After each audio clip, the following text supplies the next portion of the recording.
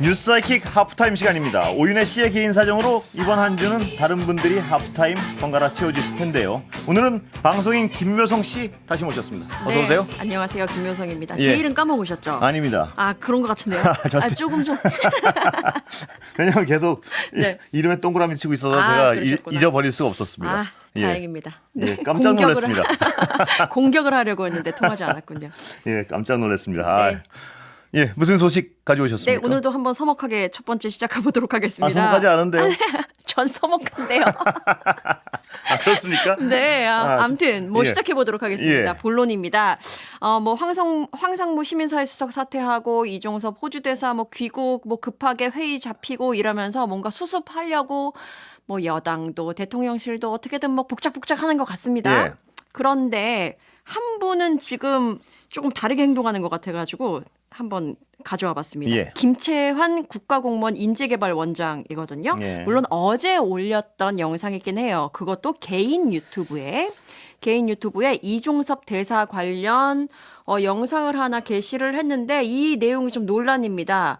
귀국 소식이 전해지는 오늘도 지금 이 영상이 여전히 올라와 예. 있는 상태거든요. 일단 어떤 내용인지 왜 논란이 되는지 한번 직접 들어보시겠습니다. 들어보시죠. 이종섭 국방부 장관 같은 중량급 인사가 호주 현지에서 직접 발로 몸으로 뛰어주는 것이 절실히 필요했던 것입니다.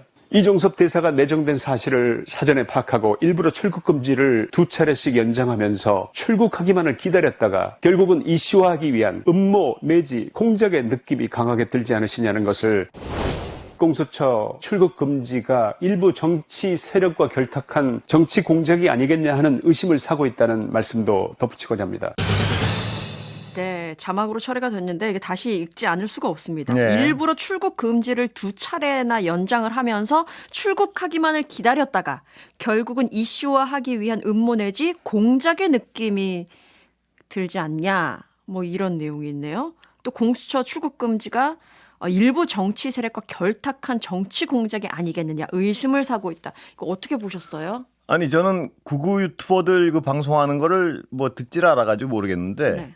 이 발언 내용만 보면 완전히 뭐 그분들 얘기하는 거랑 거의 구분이 안 될 정도인데요. 문제는 이분이 인재개발원장 아닙니까? 그렇습니다. 국가공무원. 그렇습니다. 국가공무원 인재개발원장이 뭐 전 잘 모르지만 공무원들 교육시키고 예, 국정 맞습니다. 방침에 대해서 공무원들에게 정보를 제공하고 뭐 이런 데인데. 맞습니다. 그럼 이런 인식을 가진 분이 인재개발원장을 하면은 공무원들에게 이런 인식을 전달할 예정인가요? 아무리 개인 유튜버라도.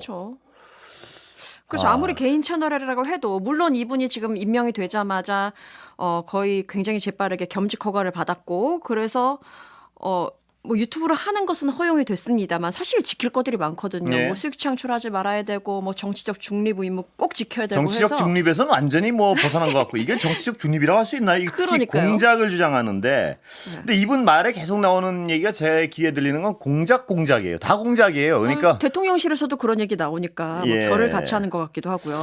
이게 어떤 자신의 어떤 견해 마음에 안 드는 지적을 하면 다 공작으로 취급하고 이게 어떤 극단적인 유튜버들이 전형적으로 하는 방법 같아요 보면. 그렇습니다. 이 보면요 이종섭 대사 영상을 올리면서 이 김채원 원장이 이 과연 우리가 지적했던 것처럼 이게 과연 적절한 방식이냐 적절한 태도냐라고 질문을 했잖아요. 그것에 대한 주장을 또 펼친 게 있거든요. 예. 그것도 한번 들어보시죠. 들어보시죠.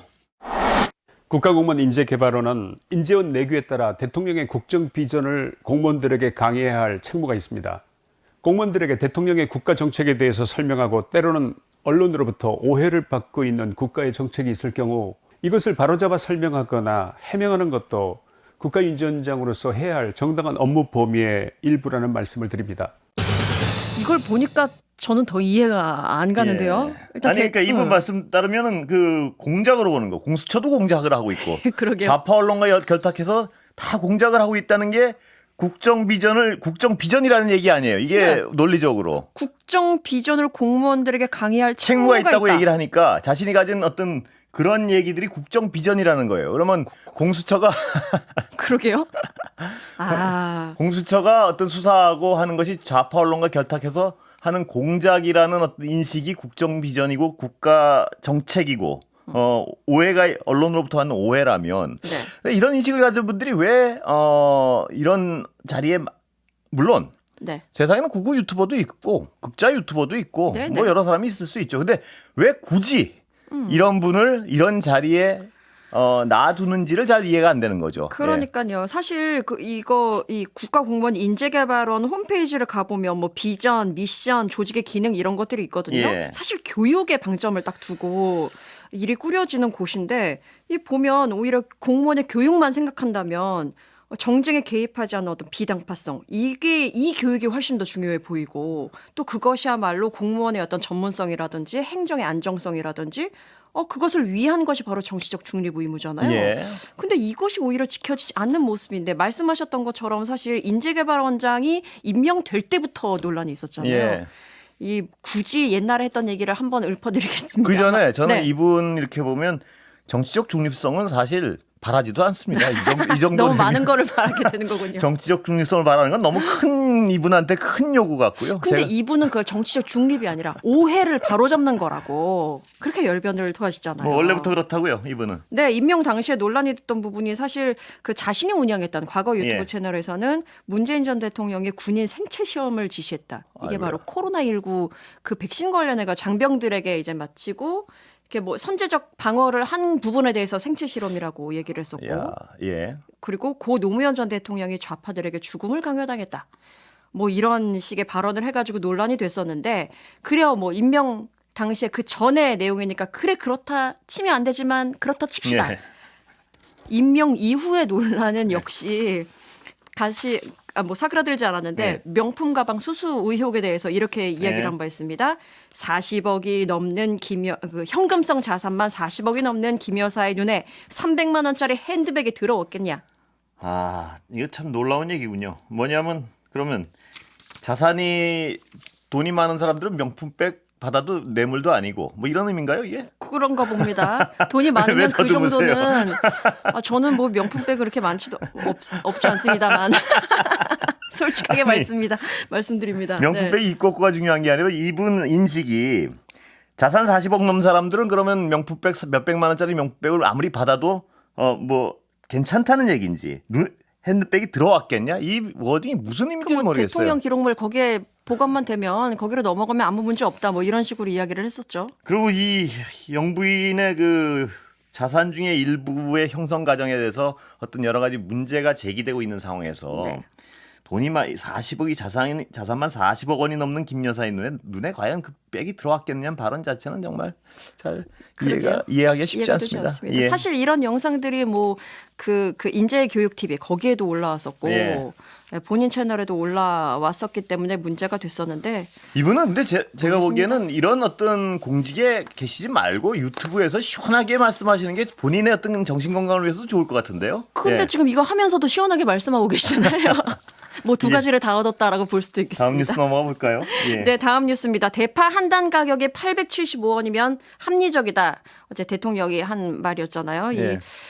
정말 파장이 큽니다. 대체 그렇습니다. 어디에 가면 875원짜리 대파를 볼 수 있는지 난리더군요, 지금 술렁이고 오늘. 있는데 예. 여러분들도 한번 남겨주시면 좋겠습니다. 여러분 동네의 대파 가격 예. 관련해서 오마이뉴스가 캠페인을 시작했거든요. 예. 대파 사진 인증 캠페인 재밌더라고요. 예. 그래서 SNS에 지금 우리 동네 대파 요 가격이 오랐습니다. 라면 사진이 올라오는데 어디는 한 단에 3,500원, 어디는 4,980원, 어디는 3,000원 이렇게 인증이 이어지고 있습니다. 주부들이나 어떤 살림을 하시는 남자분들이 가장 분노한 거는 도대체 어디서 대파를 한 단에 800원대를 살 수 있어 이건데 네. 저는 약간 다른 부분을 느끼는데 대통령이 나서가지고 어떤 이거 딱 집으면서 이거 875원이 합리적이라고 딱 지정을 해버리니까 그러니까요. 관련 업체는 또 가격을 쫙 끌어내려요. 그래서 진짜로 이게 875원이라면 그게 적정 가격이라고 할 수가 없다는 거죠. 예. 이렇게 그러니까 되면 제가 문제를 삼는 거는 대통령이 이 가격을 도대체 어디서 보고 그런 말씀을 하시느냐도 문제지만 맨날 자유를 말씀하시는 분 아니에요. 이 시장 경제가 네. 원래 어떤 시스템에 의해서 굴러가는 건데 대통령이 밖에서 막 수천 원 하는 몇천 원 하는 대파 가격을 875원이면 합리적이라고 급사 가격을 규정하듯이 말씀하고 거기에 따라 또 업체는 울며 겨자 먹기로 그 가격을 내리고 그러면 이 가격이 어떻게 이렇게 비싸졌나 이 시스템을 들여다볼 생각은 아무도 못하고 이런 과정이 정말 답답한 거예요. 실제로 과거에 대파 가격이 800원대로 떨어졌을 때 예. 대파 밭을 다 갈아엎을 정도로 생산할 수 없을 정도의 가격이었기 때문에 문제가 됐었는데 이 875원을 갖고 적정 가격이라고 했기 때문에 도대체 무슨 근거로 했으며 네. 또 대통령이 그 가격을 이 정도면 적정 가격으로 규정할 자격이 그 위치에 있느냐. 네. 시장 경제의 어떤 수장으로서. 예, 지금 난리네요. 댓글이 난립니다. 어제 나는 5,980원 주고 샀다. 임종현님께서. 그리고 고희정님께서도 3,450원. 우리 동네 대파가 4,000원이다. 4,500원이다. 쏟아지고 있습니다. 예, 정말 정말 어떤 분노 시간이 다 됐군요. 예. 예, 3부에서는 그 대파값 얘기가 나왔으니까요. 대파값이 원래 얼마인지 또 왜 이렇게 오르는 건지 관리와 대책을 마련하고 있는지 물가 종합 점검 해보겠습니다. 여기까지 하겠습니다. 네, 안녕히 계십시오. 예.